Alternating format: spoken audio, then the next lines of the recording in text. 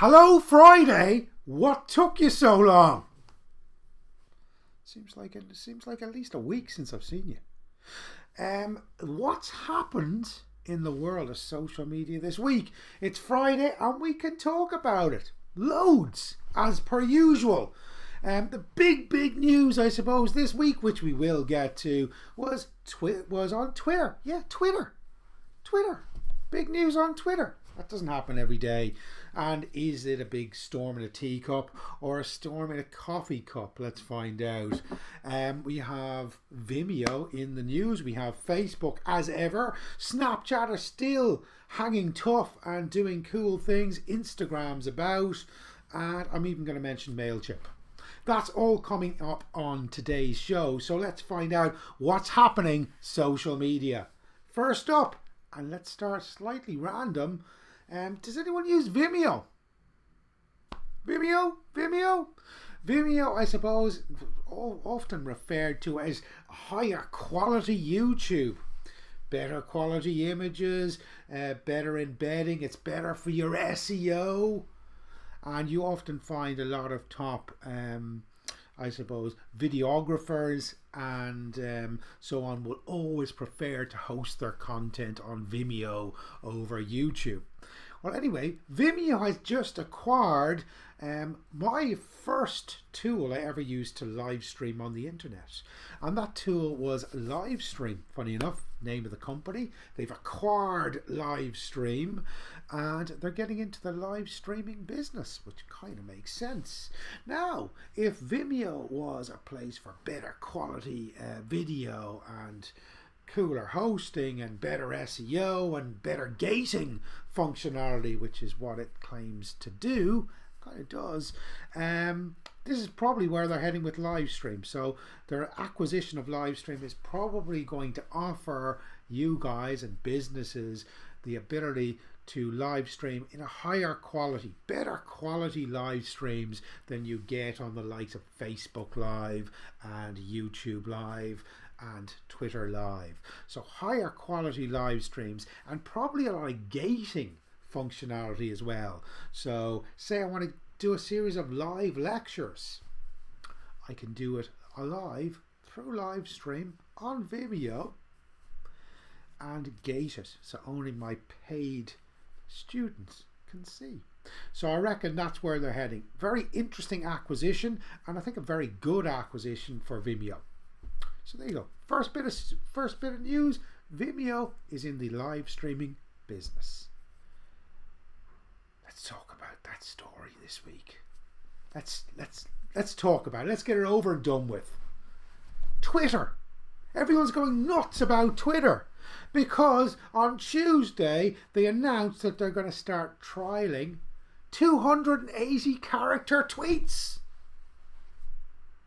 But Twitter's whole unique selling point was 140 characters, but they've said single digits of their user base they're rolling out as an experiment, the ability to showcase or to show them or to allow them to actually tweet in 280 characters instead of 140 characters, so doubling the amount of space that they have.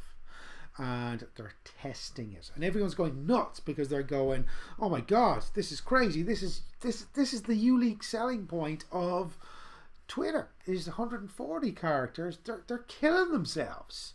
And one of the reasons why they said that they're doing this is in other countries such as Japan and China, they referenced in particular, there's a higher engagement rate on the users that use Twitter in those countries, and they reckon one of the reasons for that is I can say more in 140 characters in those languages than I can in English.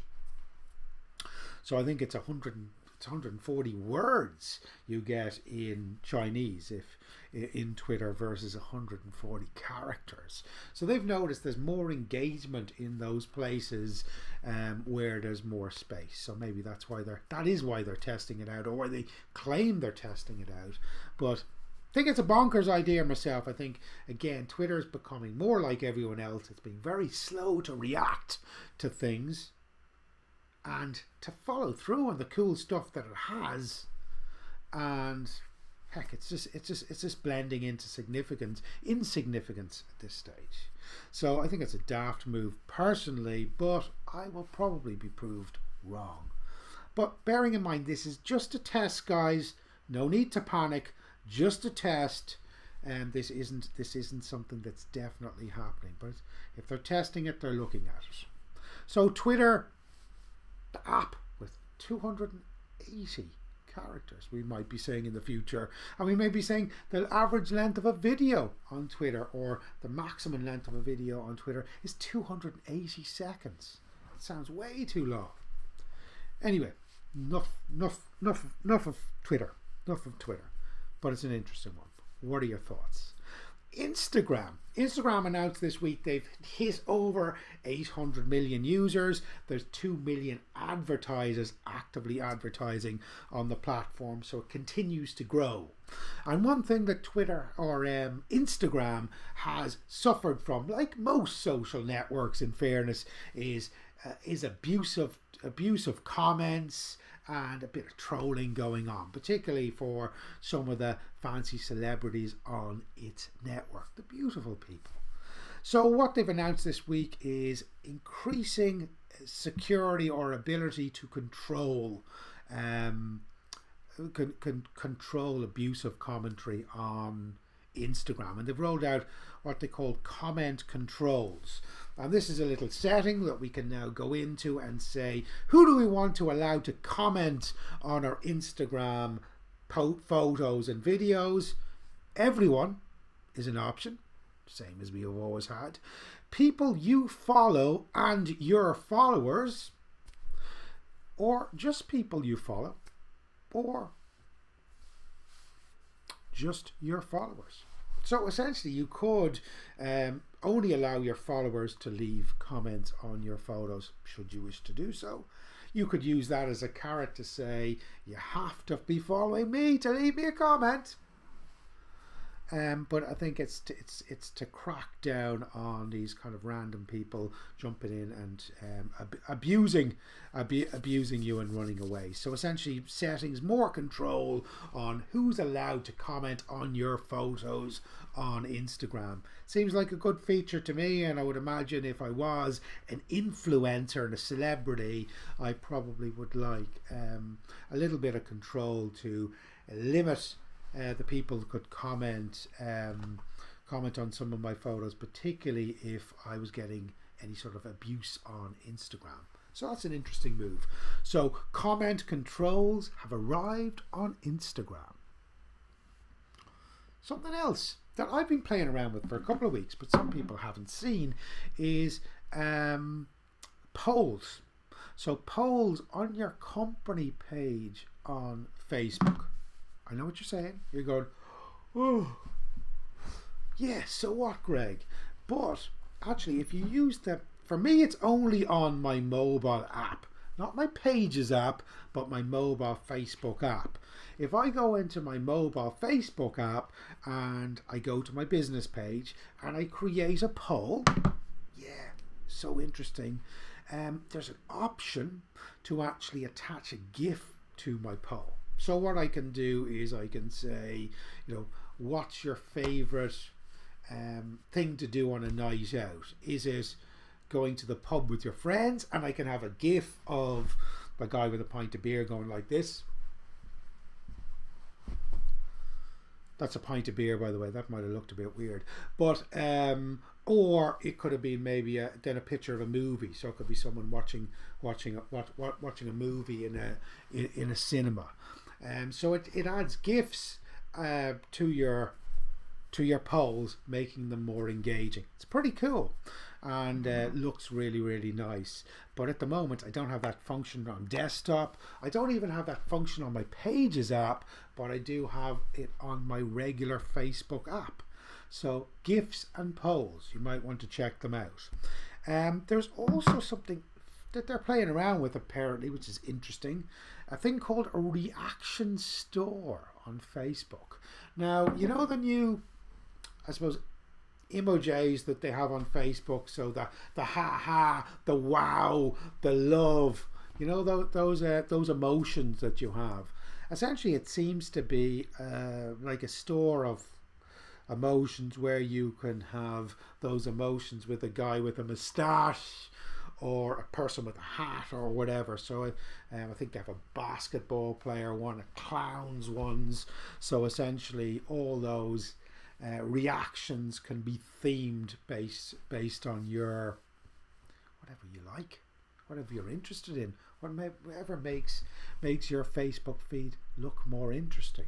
Now, presumably the reaction store is something you can customize for you to see, but if I've chosen clowns, the person that's viewing my content is going to see their own reactions, whatever reactions they decide they want to see when they look at Facebook. Does that make any sense? It does in my head, so hopefully it does to you too. What else happened in the world of social media this week?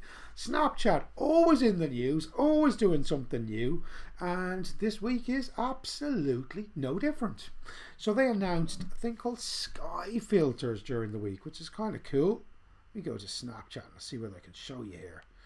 Sky filters. So essentially you can take a photograph. So there's a photograph on Snapchat here. Do you see the sky there? There's filters now for the sky. Let me flick across. Let me go. I'm going the wrong way. God damn it.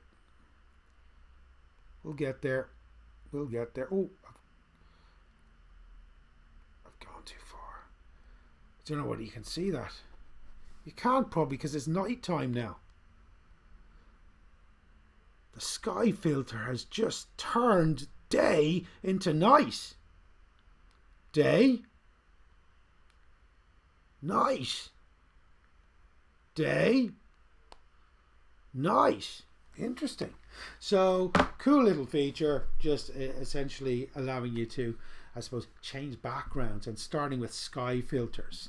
They also announced this week, and they've started testing what they call 3D world lenses. So these are sponsored 3D world lenses. So essentially, if you're on Instagram and you see their new cool 3D filters where you can have your Bitmojis jumping around in the real world, there's going to be, I suppose, paid versions of them coming out, and they've got doing something at the moment with Bud Light, I believe, and Blade Runner. So essentially you can be on Instagram looking around with your camera, taking photographs with your camera, and have characters from Blade Runner flying around, and maybe bottles of beer, Bud Light beer, flying around. So essentially paid augmented reality 3D filters coming to Snapchat.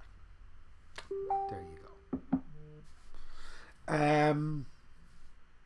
Anything else before we wrap up? That's really it. That's it from the world of social media. The only other thing that I saw this week that I really need to look into is MailChimp's brain. MailChimp says you can now have two brains, your own one and a MailChimp one. So everyone can have two brains. And essentially it's MailChimp are either repackaging what they're already offering, or they're certainly upping their automation game. And I think they are upping their automation game. And essentially what they're doing is they are allowing you to create lots more automation for your email marketing. Certain things like if someone has registered for something, put something in their cart, and then not bought it, you could automatically send them an email saying, hey, what's going on? Do you still want to buy this? So it's automated emails just to try to help do all those tedious jobs that you don't do. Maybe you want to stay in touch with people on a regular basis, but you forget. It will automate some of that work for you. So you might want to check out MailChimp Brain. That's it. That's all for this week, except every week we give some sort of an app, a tip, a plug-in, or something, a tool even sometimes. So what will we offer up this week that might be of interest? Well, something I've been using a lot this week is a thing called Boomerang. So Boomerang. You might want to check the Boomerang out. Just type it into Google, and there's a plugin on Chrome, like there always is for everything, isn't there? But essentially what Boomerang does, say I get an email from you, and it's not that important, but I want to make sure that I do respond to you. I'm in the middle of something. Your email comes in, I think, God, it's going to get buried in a bunch of other emails. I need to respond, but I need to just finish this right now. I can press on my Boomerang button, and I can get that email taken out of my inbox and resent to me in an hour, in 2 hours, in 3 hours, in 6 hours, in 12 hours, in 1 day, in 1 week, in 2 weeks, and so on. So essentially, Boomerang allows me to clear stuff out of my inbox that I can't deal with right now, and then resend it to me at a more convenient time. So this week's tool of the week is Boomerang. You might want to check it out. So that's it. From me, Greg Fry. It's a teary goodbye, but it's Friday, so it's not really. It's have a great weekend, and I'll see you next Friday. Take care.